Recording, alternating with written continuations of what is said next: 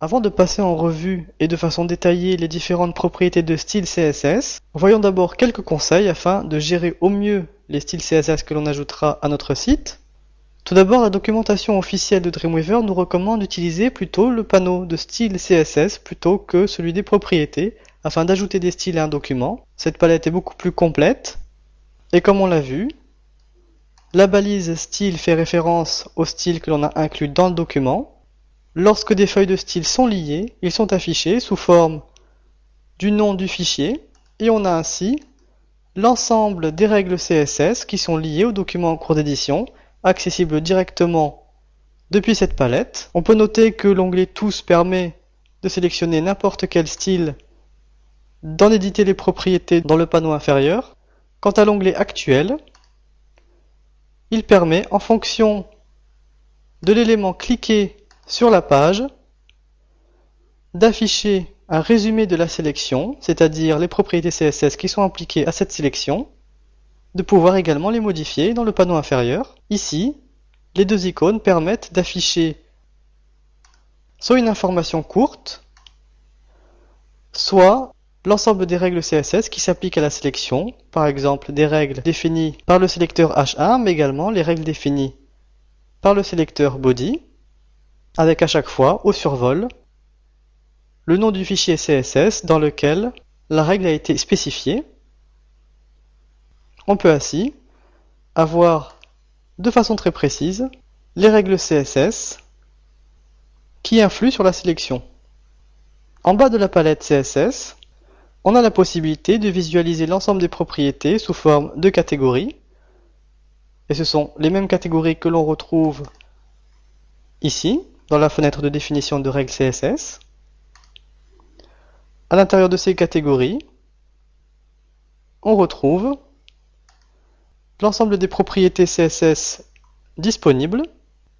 Juste à côté de l'icône de vue par catégorie, on retrouve la vue sous forme de liste, où là, c'est une liste de propriétés classées par ordre alphabétique avec, tout en haut, les propriétés que l'on a définies, qui sont en bleu et que l'on peut modifier.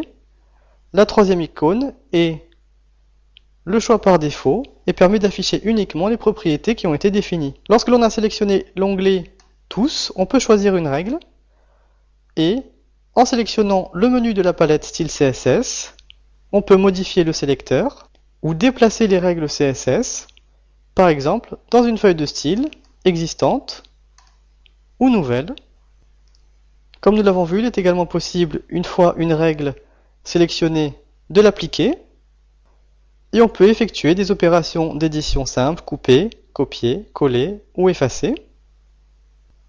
On retrouve la possibilité d'attacher une feuille de style. Et on peut également utiliser ce bouton afin de lier une feuille de style au document. Lorsque l'on souhaite modifier une règle CSS, il suffit soit de sélectionner le sélecteur et de modifier les propriétés grâce au panneau du bas, soit de double-cliquer sur ce sélecteur afin de voir apparaître la fenêtre de définition de règles. Lorsque l'on souhaite supprimer une règle CSS précise, il suffit de la sélectionner et de cliquer sur l'icône corbeille. Je peux noter que si je supprime une classe, par exemple, en cliquant sur la corbeille, la classe a bien été supprimée de mon fichier CSS, mais je peux noter que dans le panneau propriétés, la classe intro existe toujours en tant qu'attribut de la balise HTML/P. De la même manière, si je sélectionne une feuille de style CSS et que je clique sur l'icône corbeille, le lien vers cette feuille de style a été supprimé, mais celle-ci existe toujours.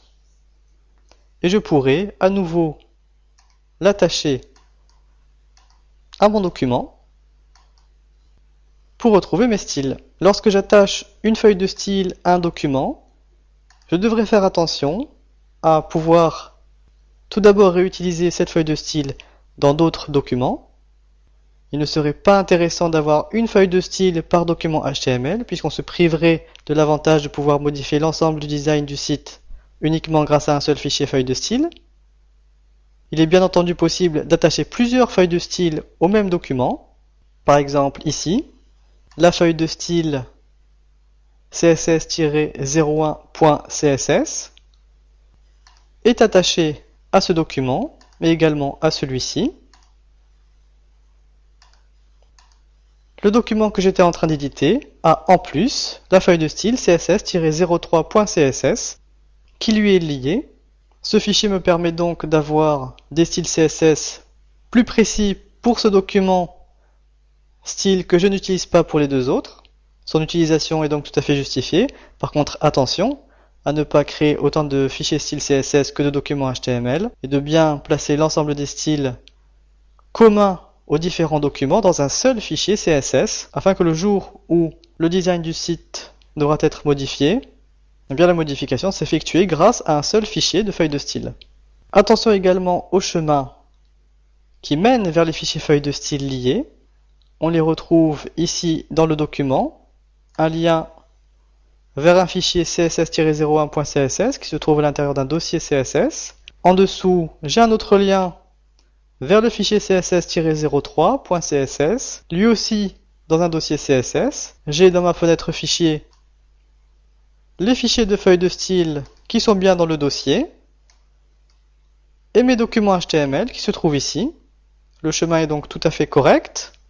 Par contre, attention de ne pas déplacer ces fichiers feuilles de style hors de la fenêtre fichier de Dreamweaver et de ne pas non plus les renommer hors de cette fenêtre fichier. Pourquoi? Eh bien, si je fais ces opérations d'édition et de déplacement à l'intérieur de cette fenêtre fichier, Dreamweaver mettra à jour ces liens, mais si je les fais ailleurs que dans cette fenêtre fichier, par exemple dans le navigateur de fichiers de mon système d'exploitation, les liens ne seront pas mis à jour par Dreamweaver et ils seront brisés.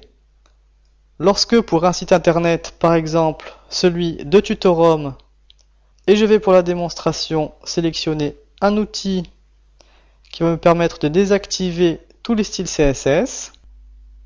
Les liens vers les feuilles de style sont brisés et on voit de quelle manière le site est affiché lorsque les styles CSS ne sont plus appliqués. On retrouve une police de type sans sérif, des liens dont la couleur par défaut est bleue et la couleur visitée est violet, des images qui sont, lorsqu'elles sont liées, encadrées d'une bordure bleue, et des titres avec les styles par défaut du navigateur. Si vous retrouvez ces styles par défaut sur l'un de vos documents, eh bien cela signifie probablement que vous avez un problème de lien de votre document vers le fichier feuille de style. Il faudra donc vérifier ces liens. Il est important, lorsque l'on travaille avec Dreamweaver, d'enregistrer toujours l'ensemble des documents dans le dossier racine, nous l'avons déjà dit, l'ensemble des documents CSS, l'ensemble des documents HTML, des JavaScript, des images, et surtout de ne pas oublier d'envoyer le tout sur le serveur.